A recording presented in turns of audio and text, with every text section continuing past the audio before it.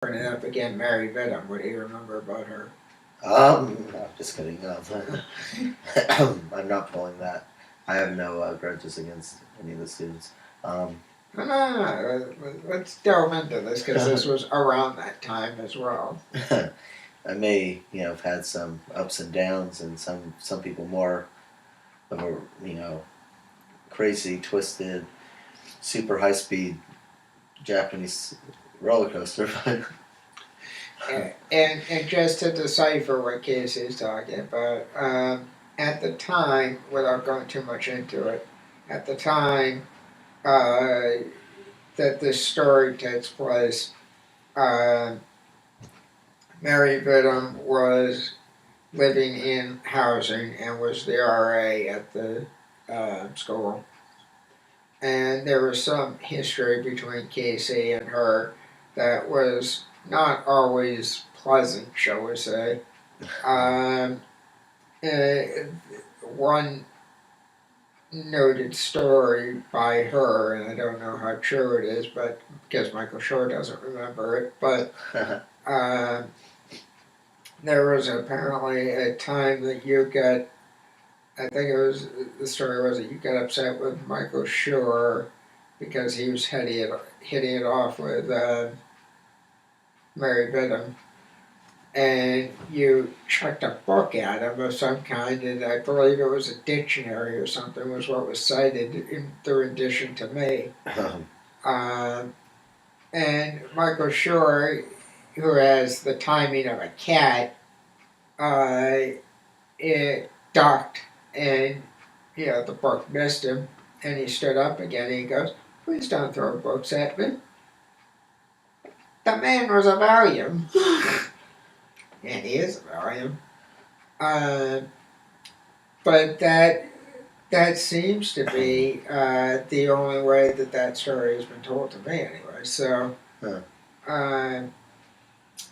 that was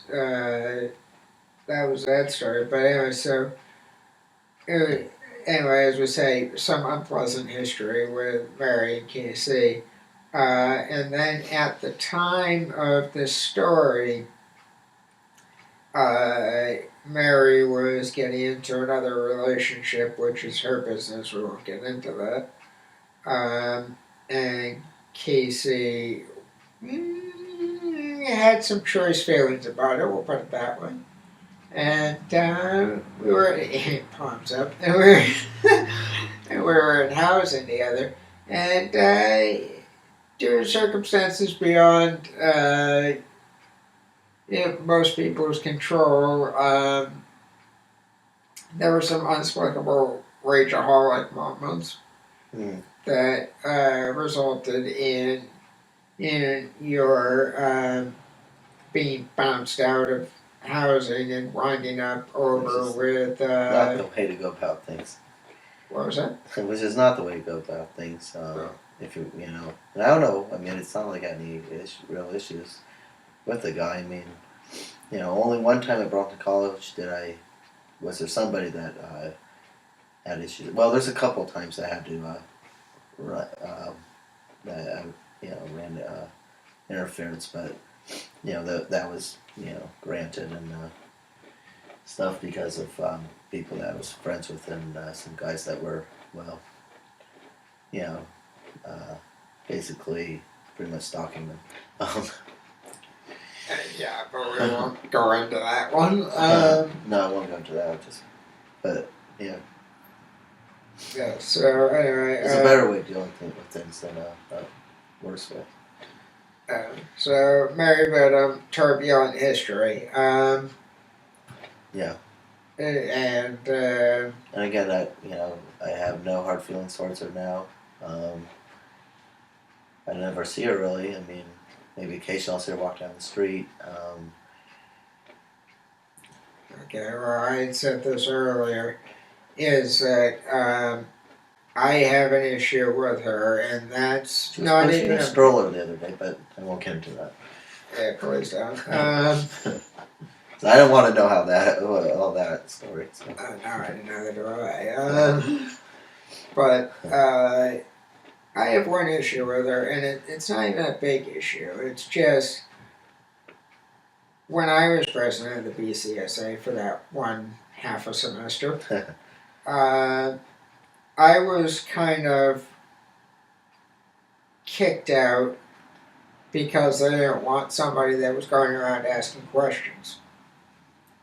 Because they were perfectly willing to let me be president of the BCSA as long as I didn't start asking questions. But the minute I started saying, well, whatever happened to these policies that were supposed to be implemented, and why isn't there any checks and balances on ABCD, and what happened to the BCSA money that mysteriously disappeared because they took away the money while I was president, and then that was used in a campaign from another guy who was a stoner who wound up in there.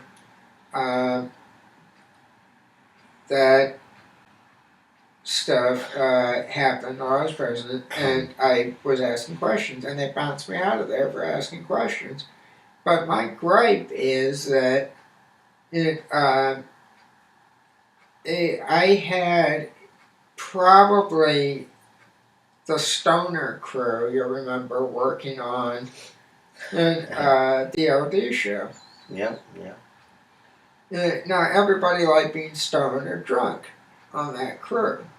So why would I possibly not have a problem with thievery or one of those kind of things? Well, I had a thief on the crew. I won't mention any names, but we know who. We had a thief on the crew, and we did the show, and it rained ungodly. I want to say it was about 6 hours between the rehearsal and the show, because the show ran 3 hours.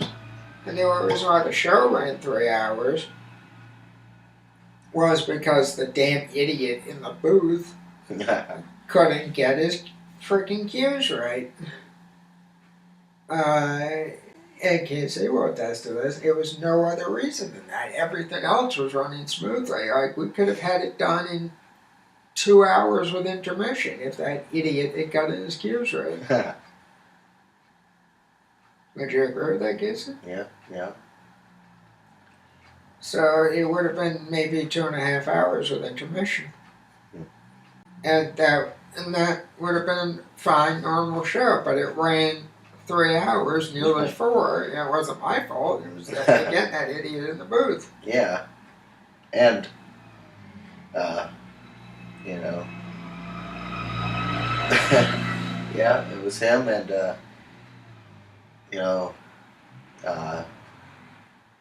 take it for for what it's worth. But however you want to spend this, but he was all not, I wouldn't say oddly enough, but he was a recent or fairly recent college alumni. Yeah, so yeah, and to make matters worse, that was bad enough when it happened, but then when I went back as president of the BCSA and said I would like to appropriate some funds to do another show. Yeah. And I said, well, how much are you looking for? I said, about $300 to rent the space again. And try to, get back the couple of hundred. It's charity, you can write it off, blah, blah, blah, blah. Yeah. First off, I got turned down Yeah. for the money. You remember that because you were at that meeting. I remember that, yeah. Okay, do you remember what happened next that Barry Goodham did? She barked at me verbally for the ungodly 3.5 hours that show ran, and told me that it was my fault. That's right. And that was a show that was pulled off in a short amount of time. So now Nate wants to do another one, and myself and Michael, along with Nate, were saying, okay, let's let's take some more time into planning this, and I And mean, we, it was a good amount of time to plan it, and we would have gotten, a good show off with the amount of time we gave ourselves to plan it if we had the, needed financial assistance.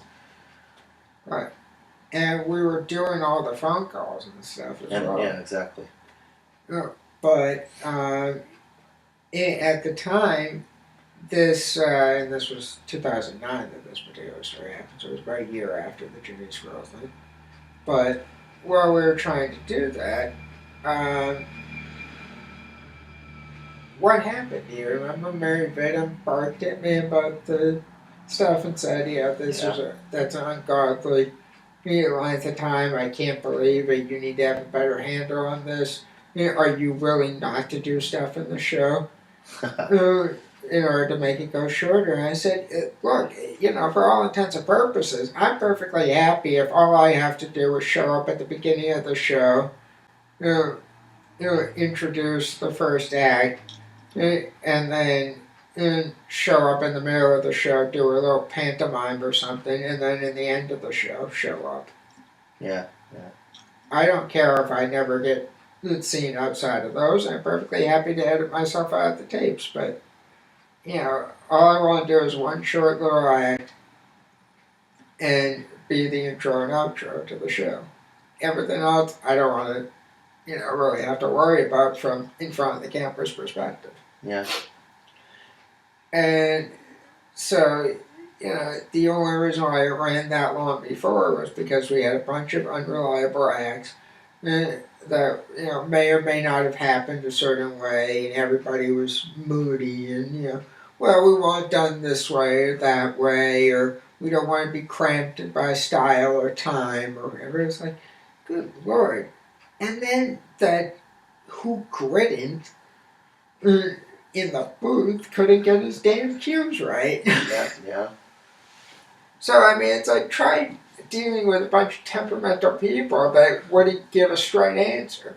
Good luck to you getting a show better than what I did, as far as tightness goes. So I did what I could, and it came out the way it did, and nobody's going to say it's a tough shit. Yeah. But, I did my best with it. So I just detest the point of being barked at. Yeah. So it's a great concept, and eventually I would like to see, now that we're away from going to college, and can adhere to people that'd be more willing to help somehow see something that would hopefully be a little bit more professionally done, especially from audio goof guy. Yeah, we're audio and lighting goof guy, because there are a few missed light cues there as well. But again, this has been Moving Violations. I'm Nate Taves. I'm Casey Khoury. And we'll see you back in the next podcast part of this. Monday through Friday at 5. She flies around the globe and children from every nation. She's a double-dealing diva with a taste for flavoring. Her itinerary's loaded with moving violations. Tell me where in the world is Tell me where in the world is Tell me where in the world everywhere can she be? Watch your back! Are you a corrupt politician?